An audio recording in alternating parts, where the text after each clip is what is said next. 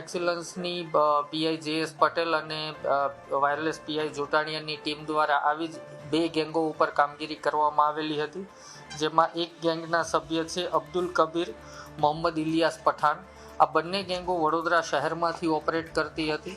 અન્ય આરોપીઓ છે વિવેક વણઝારા, મયંક ભૈરવા, રોહિત વર્મા, મોહિત રાવલ અને દીપેશ રાજ પુરોહિત.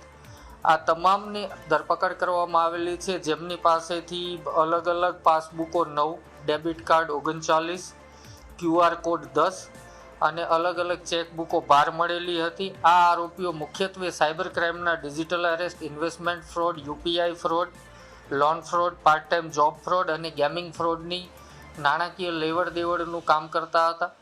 આ ગેંગ દ્વારા આશરે 273 સાયબરના ગુનાઓના પૈસાઓની હેરફેરમાં ભૂમિકા ભજવેલી હતી, જેની રકમ 210 કરોડ ઉપરની થાય છે. આમાં આ ગેંગમાં 7 આરોપીઓની હાલ ધરપકડ થઈ છે, જેમાં 2 ગેંગો કાર્યરત છે. બંને ગેંગના આગળના જે કિંગપિન છે એના ઉપર કામગીરી ચાલી રહી છે.